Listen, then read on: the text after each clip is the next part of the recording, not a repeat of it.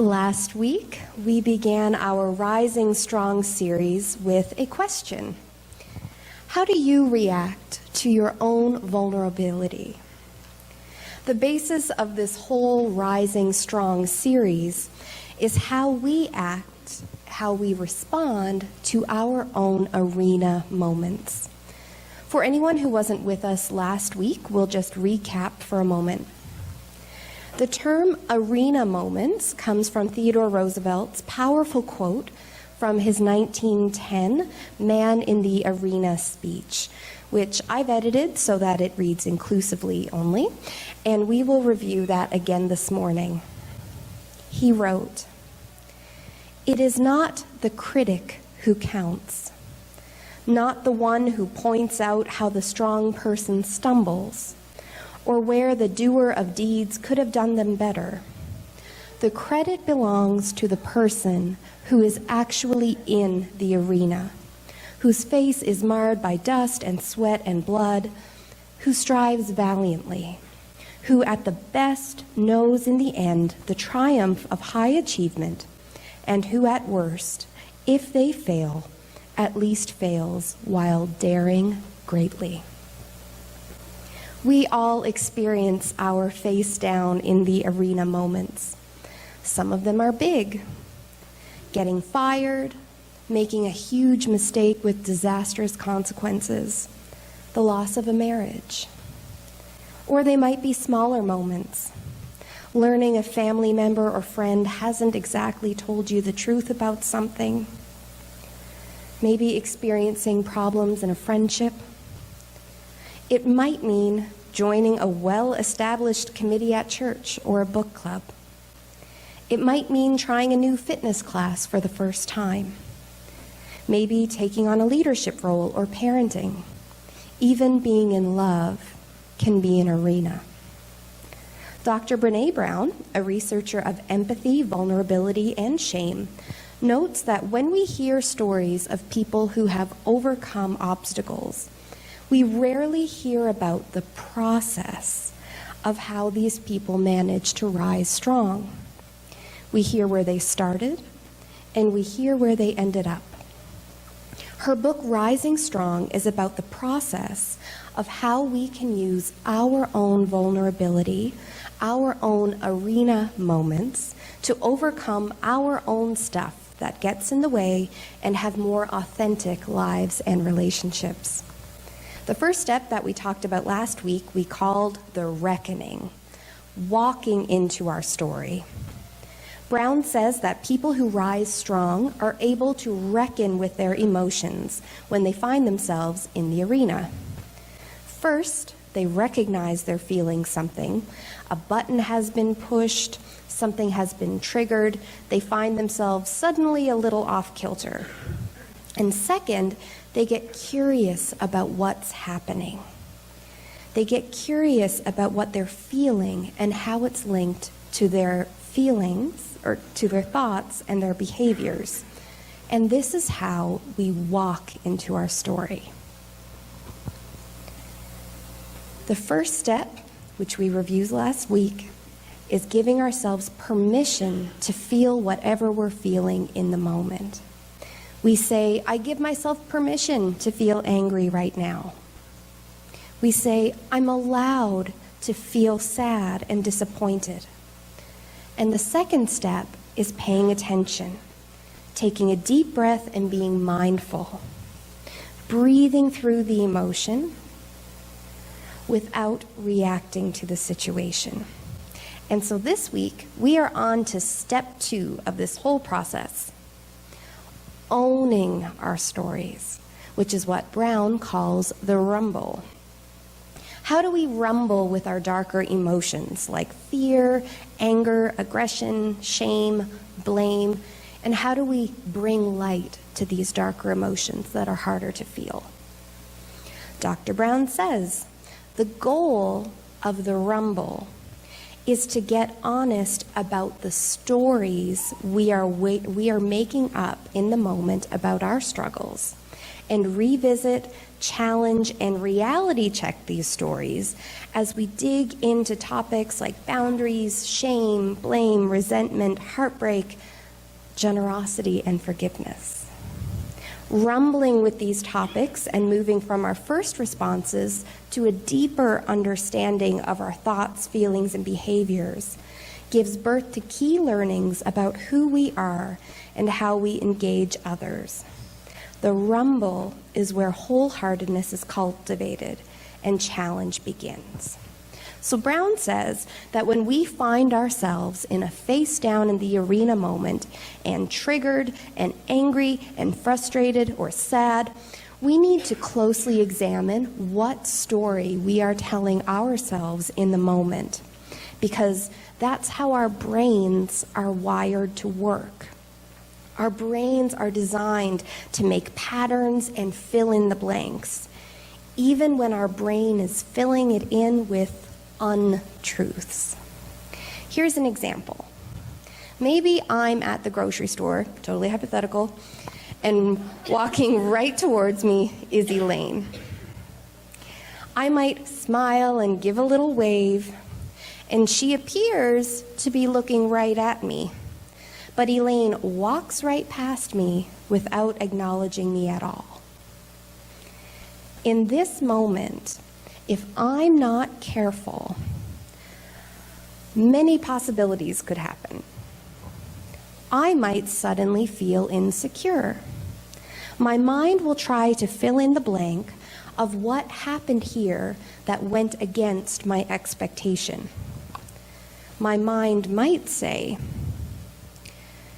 maybe Elaine is upset or angry with you. Maybe you've done something to upset her. Or I might suddenly become angry as my brain fills in a gap with, how rude of Elaine not to even acknowledge my presence. Then I might start thinking about a bunch of other encounters that I've had with her, and suddenly my brain might decide, you know what? She's never really liked you anyway.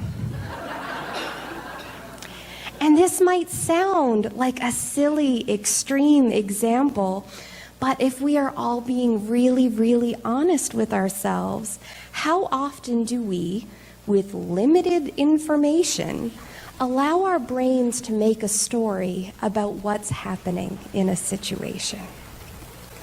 Maybe someone went ahead and did something without checking with us. Well, they must have no respect for me. Maybe a spouse forgets for the third time in a row to pick up the coffee cream. Totally hypothetical. But they must be so inconsiderate. It happens much more than we probably realize or than we'd probably like to admit. Brown says, we need to challenge this story that we are telling ourselves, which means that we have to rumble, what she calls the silly first draft that we write in our head, which would be, Elaine's never really liked me anyway. That is a silly first draft, or an SFD. Just for the record, silly is not the word used in the book. We're saying silly. Our first draft is often filled with what she describes as conspiracies and confabulations. But instead of talking to you about what this might mean, I will let her explain for herself. We have a video where she is discussing the Rising Strong process on Oprah's Super Soul Sunday. We're going to watch this 5-minute-ish clip where she talks about SFDs, silly first drafts. So to set the scene for this clip, she's talking about a hypothetical situation that could happen. So the story that she gave prior to the beginning point of this clip was that, let's say the last time she was on Oprah's show, She and Oprah finished up, and while they were walking away, she said something to Oprah about, oh, I think that went really well, and I think it's going to be a great show. And hypothetically, Oprah responding to her statement with a and keeps walking. So she is going to be talking about her SFD in this moment.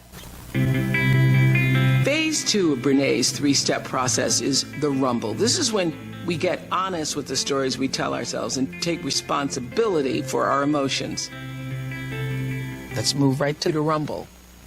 So what's interesting is a lot of research, other researchers, kind of skip over that little, I call it the SFD. Am I allowed to say what it stands for? Please do. The shitty first draft. Yeah. From Anne Lamott. Yeah.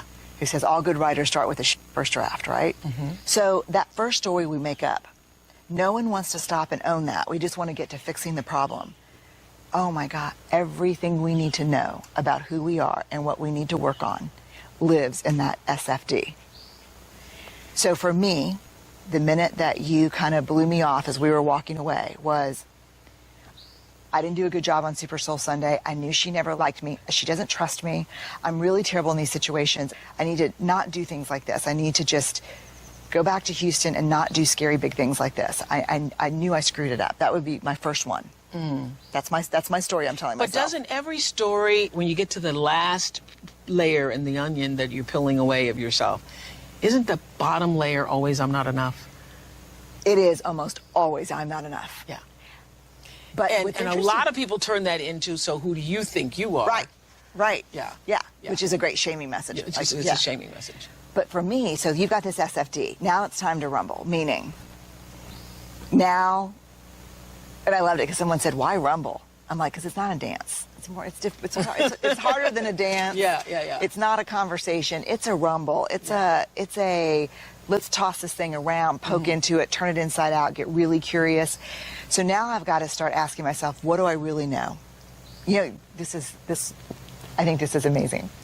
What do you call a story that has limited data points, limited factual data points that you fill in with your ideas and beliefs? What? A conspiracy. Aye. That's the definition of a conspiracy. Limited data points, and we fill in the rest with our values, beliefs, and ideas, right? Yeah. And so, right. So now I need to take this conspiracy, and I need to, the two things that you see a lot around these SFDs, conspiracies and confabulations. That you're coming up with yourself about. Right. And a confabulation, it's such a great word. We study it in social work school when we talk about brain injury and different things. Yeah. A confabulation is a lie told honestly. So if my husband texted me and said, hey, how'd everything go with Super Soul Sunday? And I said, Oprah totally blew me off. She thought I completely sucked at it. She's super frustrated with me. That's not true, right? Right. But it's a lie told honestly. And so those conspiracies. I love that word, confabulation. Isn't that a great word? I love it. So those conspiracies and those confabulations are dangerous. They're really dangerous. And people are doing it to themselves all the time. Oh my God, I do this work with leaders all the time. And I ask leaders, how many of you today had a conversation or a discussion that kind of set you off a little bit, and within 30 seconds you had made up a story about someone? And every leader in the room raises their hand every time. Wow. So what we have to do in the rumble is we have to challenge those things. What do I really know for sure? What am I making up? Brené says there are 3 questions to ask yourself in the middle of the rumble. What more do I need to learn and understand about this situation? What more do I need to learn and understand about the other people in this story? And what more do I need to learn and understand about myself? Rumbling is scary because it means staying brave and feeling our way through. What do I have to look at in this? What's really going on for me? Shame, perfectionism, trust. And so what I would do now is I would say, hey, do you have a sec? When we were walking away from the set after Super Soul Sunday, I said thank you, and you looked at me funny. You looked at me really funny, and I made up that you were upset with me about something or something got screwed up. Yeah. and I'm wondering if I could just get clear on it with Yeah, you. yeah.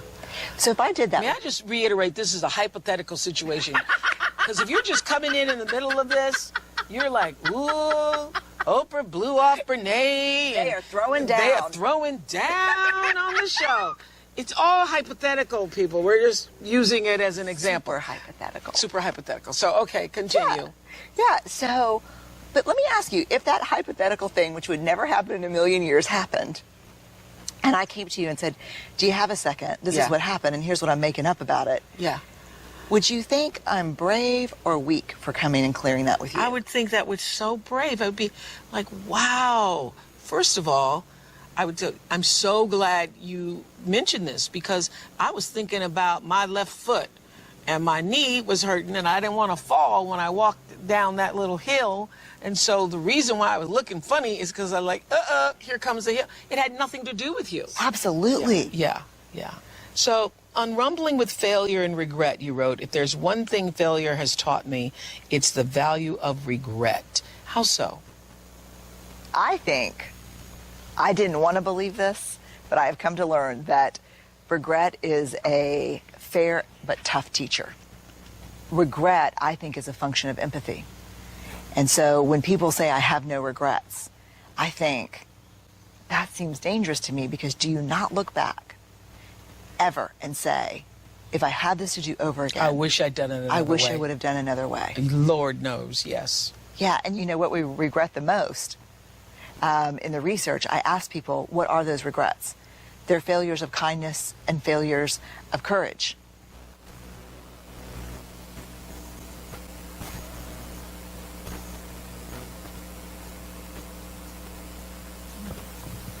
Did anyone find any of that even a little relatable? All right. To recap, Brene Brown says we need to ask ourselves 3 important questions in any situation that's got us worked up and triggered. What do I need to learn and understand about the situation? What more do I need to learn and understand about the people in the story? And 3, what more do I need to learn and understand about myself? So in my totally hypothetical situation with Elaine, how might this apply? What more do I need to learn and understand about the situation? Not rhetorical. What more would I need to learn and understand about the situation where I am snubbed, allegedly, in the grocery store? One, I'm in a grocery store, so it's entirely possible that there's distracting elements and she actually doesn't even see me. She may have her mind on other things, totally.